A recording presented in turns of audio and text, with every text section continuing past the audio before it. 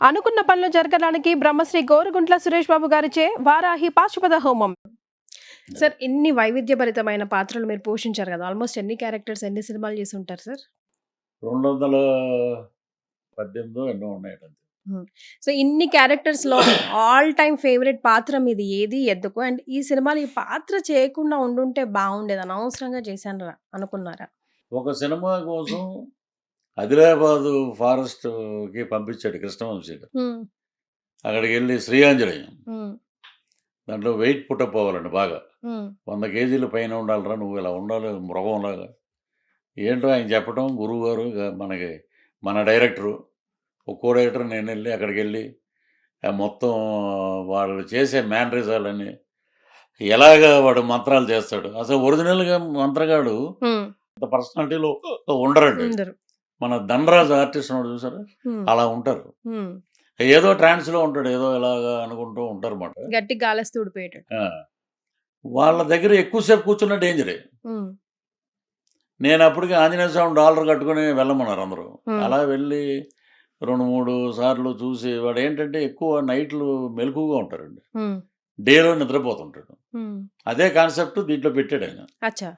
వీడు ఏదడిగినా కూడా ఇలాగా అలా అలా ఉండి అప్పుడు కళ్ళు ఇలా ఓపెన్ చేస్తాడు. హ్మ్. నాకైతే సినిమా బ్రహ్మాండమైన పేరొచ్చిందండి. సినిమా చూస్తున్నాం తిరుపతిలో. హ్మ్. తిరుపతిలో ఫస్ట్ డే. ఫుల్ అయిపోయి ఉన్నారు జనం. నేను వచ్చి గుమ్మం దగ్గర నిలబడ్డా. హ్మ్. ఈళ్ళు లోపలికి వస్తారన్నమాట. ఒక సీట్ ఉంది కూర్చోండి సార్ అన్నారు. ఫ్యామిలీ ఎవరో. వాళ్ళ ఎనకాలే నేనున్నా. చిన్న పిల్లోడున్నాడు. హ్మ్. అక్కడ కరెక్ట్‌గా మాంత్రికుడు రాగానే వాడు ఎనకాల నా ఎనకాల తిరిగి చూసి గొల్లుమని ఏడుస్తున్నాడు. అప్పుడు పక్కన ఉండి సార్ మీరు ఒక పని చేయండి సార్ డిస్టర్బ్ అవుతుంది. వాడు ఏడుస్తాడు. మీరు కొంచెం బయటికెళ్తే బావుంటది. నేననుకున్నా అబ్బా! మన క్యారెక్టర్ సాటిస్ఫై అయింది మరే. అని చెప్పి వర్క్ సాటిస్ఫాక్షన్. మా ఓకే అనుకున్నామండి. తర్వాత సినిమా అది అనుకోని విధంగా రకరకాల పడీలేసి ఏదో యావరేజు పెద్ద హిట్ అనుకున్నది అలా అయిపోయింది. హ్మ్. ఇక చెయ్యకూడదనే క్యారెక్టర్ అంటే ఒక సినిమాకి నన్ను మేకప్ అన్నీ చేసి కూర్చోబెట్టి మలయాళం దేవడదిచ్చాడు. హ్మ్. ఇద్దరికి ఒకే కాస్ట్యూమ్స్. హ్మ్. అదేంటండి అతనొచ్చాడు నాకు కూడా అడ్వాన్స్ ఇచ్చారు కదా! అతను. లేదండి బ్రేక్ టైమ్ వరకు వెయిట్ చేయండి అన్నారు. సరే రాక రాక మనకి అవకాశం వచ్చిందని చెప్పి నేను వెయిట్ చేస్తున్నా. సరే మీకు ప్యాకప్ చెప్పారండి. ఈ సినిమాలో దేవనే కంటిన్యూ అవుతాడు. ఓహ్! సరే అండి. థాంక్ యూ అండి. డైరెక్టర్ గారి ఒపీనియన్ అది అని చెప్పి నేను మేకప్ తీసేసి ఫస్ట్ టైము ఎంఆర్ఎఫ్ రేసులు అవి ఉంటాయి. సికింద్రాబాద్‌లో షూటింగ్ అది. హుహు. నా పల్సర్ బైక్ కొని 1 మంత్ అయిందప్పుడు. హ్మ్. దాంట్లో నేనెక్కితే ఒక 15 నిమిషాల్లో నేను కృష్ణానగర్‌లో ఉన్నానండి నా రూమ్‌లో. హ్మ్. అంటే అంత అంత స్పీడ్. కోపం, అంత ఎవర్షన్. హ్మ్. నెక్స్ట్ డే ఫోన్ చేశారు మళ్ళీ. హ్మ్. "దేవా నువ్వు సూట్ అవ్వట్లేదండి. మిమ్మల్నే రమ్మన్నారండి." హ్మ్. నేను చేయనండి.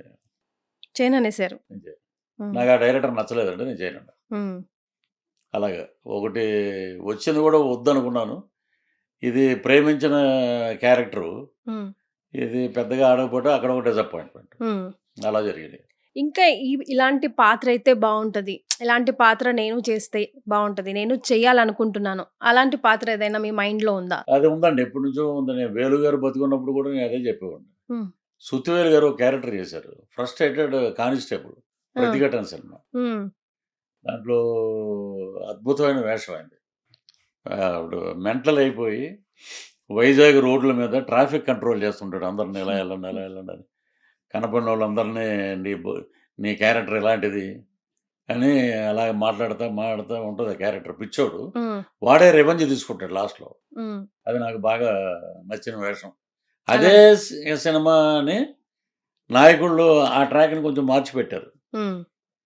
వాడు ఎప్పుడు పక్కనే ఉంటాడు. కమల్ హాసన్ పక్కనే.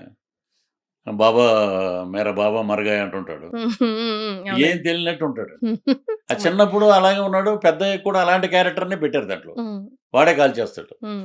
అది ఇన్నోసెన్స్ ఉండి, ఒక తెలియనితనం, ఒక పిచ్చితనంగా ఉండి హ్మ్. అలాంటి క్యారెక్టర్ వస్తే నేను చేస్తానండి. సో, అలాంటి వాటి కోసం మీరు వెయిటింగ్. ఒక ఎమోషనల్ రోలర్ కోస్టర్ మీ మనసులో నడుస్తున్నప్పుడు ఫస్ట్ థింగ్ మీరేం చేస్తారు? దాన్ని ఎలా మీరు అసలు ఎంత రిజిడ్‌గా కనిపించే 'పృథ్వీ' గారిని ఏం టచ్ చేస్తే ఎమోషనల్ అవుతారు? మా మదరు బతికున్నప్పుడు అంటా ఉండేది.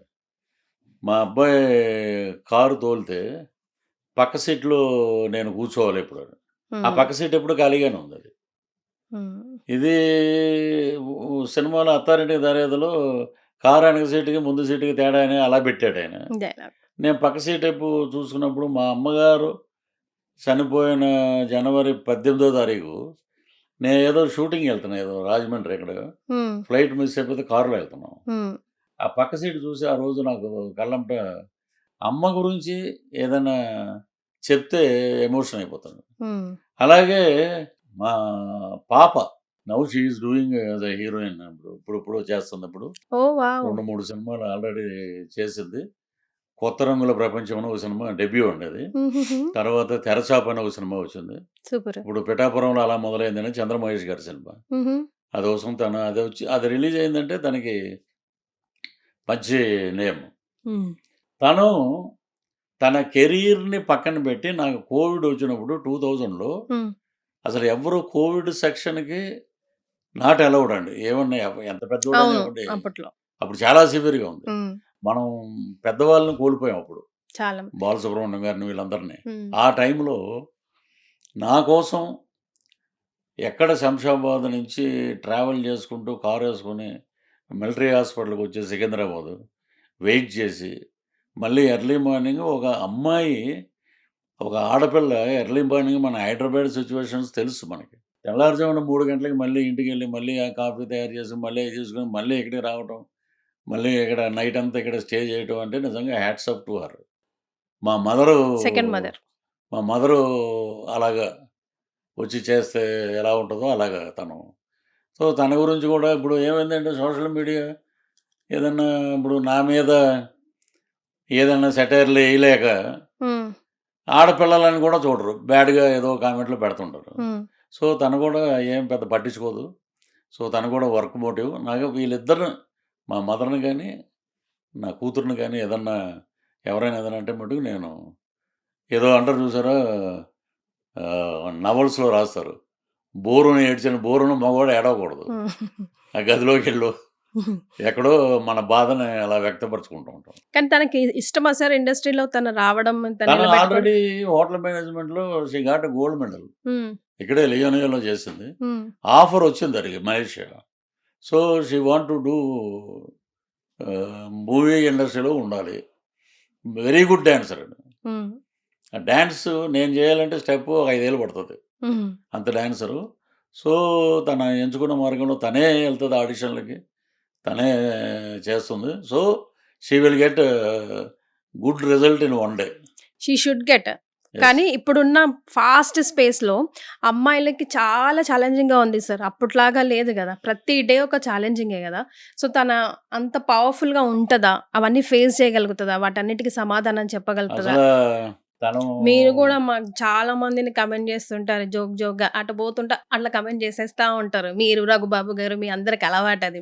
మీ కమెడియన్ లైనేజ్ ఒకటుంది వాళ్ళందరికి. మరి అట్లా మీ అమ్మాయినంటే మీరిప్పుడు ఊరుకుంటారా చెప్పండి? ఇప్పుడు మేము మాట్లాడేది యాస్ ఎ పొలిటికల్‌గా మాట్లాడతామండి. ఇప్పుడు పాప హీరోయిన్ అయ్యాక నా ధోరణి అలాగే ఉంటది. ఏదన్నా ఉంటే నేను అలాగే మాట్లాడుతూ తను నాకన్నా ఎక్కువ. ఆ! అదే. తను షీ ఈజ్ ఎ బ్రేవ్ మాట. హ్మ్. అంటే తనే కార్ డ్రైవ్ చేసుకుంటూ ఎళ్తది. త అన్ని రకాల సినిమాకి ఏ ఏం జరుగుతది ఇక్కడ అన్నీ మైండ్‌లో ఉన్నాయండి మొత్తం. హ్మ్. గట్టిగా ఇప్పుడు రాఘవేంద్ర గారు ఒక మాట అన్నారు. హ్మ్. చూసి పెళ్లి చూపుల్లో విజయశాంతిలా ఉన్నావు నువ్వు. అప్పట్లో ఆ అమ్మాయి ఇలాగే ఉండేది సైలెంట్‌గా. కానీ లోపల అన్నీ తెలుసు తనకి. తను ఇంత ఫైట్ చేస్తదా కర్తవ్యం సినిమాలో అనుకున్నాం మేమందరం. So, you will became one day అది ఎక్కడికి పోదు.